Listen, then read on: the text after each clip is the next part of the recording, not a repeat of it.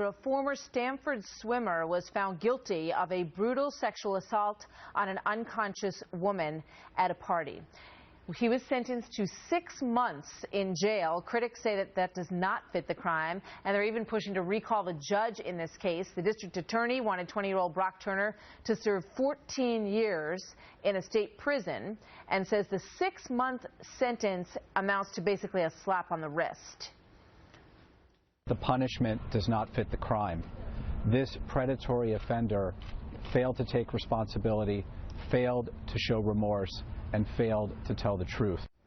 Joining us now, Randy Zelin, former prosecutor and defense attorney, and Brian Claypool, criminal defense attorney. Gentlemen, welcome. Good to have you here. There's so many details for this case, but I just want to give people sort of a thumbnail sketch of what happened that night. This woman, who is older than a college student, she ostensibly had already finished college, was home with her younger sister, and they were only going to be home together that one night. So her sister was going to this party, and rather than stay home, which was her original plan, she said, well, I'll go with you to the party. She said, I'm going to be the oldest person there, but I'm going to go with you to the party. She did get drunk by her own admission at that party. She was unconscious. She was being attacked, sexually assaulted by this young man, which she was convicted of, by a dumpster on the ground when they were found by two young men who went over to them and literally pinned him down and stopped him from further assaulting her. That's my understanding of what happened here, Randy. So how does that amount to 6 months in prison? Well, it's very easy in hindsight to criticize the judge.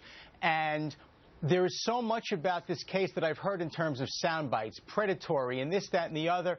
At the end of the day, sentencing is not simply about punishment. It's not simply about retribution. There's so much more that goes into sentencing. And this judge, by all accounts, who's very fair, very even-handed, and very conservative, he sat on this trial. He listened to the victim testify. He listened to the defendant testify. If he felt that the defendant was lying, if the defendant was obstructing justice, the defendant doesn't have to show remorse. He said, I didn't do this. 6 months in jail? If you've never spent a second in jail, that is a lifetime. The collateral consequences of this conviction, a lifetime of being a sex offender. Forget about getting a job. Forget about the Olympics. Don't tell me that he got off with a slap on the wrist. That's simply not the case. Let's put up a statement by the father, because this is also getting a lot of criticism. The father said his life will never be the one that he dreamed about and worked so hard to achieve. That is a steep price to pay for 20 minutes of action out of his 20-plus years of life. Brian, what's your take on this? Hey, Martha, this decision by the judge is pathetic, and let me tell you why. First of all, shame on the judge, shame on that father's comment you just showed, and shame on Stanford University. Let's start with that father's comment you just had up there. He doesn't mention the victim in any portion of that comment. He's focused on the perpetrator. My dad was a decorated war hero. He's buried in Arlington Cemetery. If I did this to a young woman, he would look me in the face and say, face your consequences. His dad is not focusing on the victim. The judge, let's talk about the judge now. I couldn't disagree with Randy more. Here's why.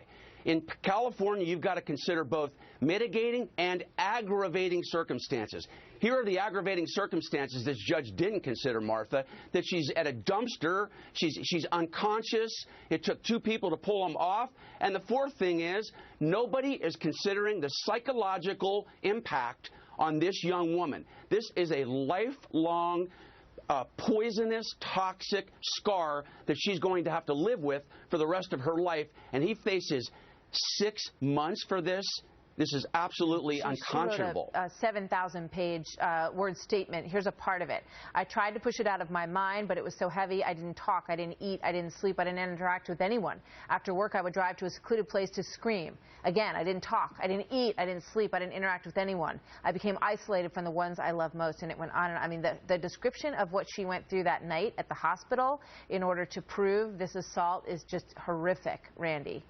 How is this justified? It is horrible. This is a tragedy of beyond my ability to describe, but I will respectfully submit that one of the most difficult jobs on this planet is to be a judge. And again, we can sit here on... Does it matter that he was also a Stanford graduate and the captain of the lacrosse team? I mean, I've heard that, you know, I don't know if it's is it relevant in your mind? When you are sentencing a defendant, you look at the defendant's background, you look at the defendant's character, you look at the whole. It's the totality of the circumstances. It's not just the offense. So, of course, that's going to factor in. The judge got letters from friends and family all attesting to this young man's good character. The judge looked at the defendant's past, his present, and he also looked at his future. And this young man is still going to jail. You're obviously very focused on this young man and less so on this young woman whose account I urge people to read. We got to leave it there. I'm sorry, guys. We'll get back to it. Thank you very much.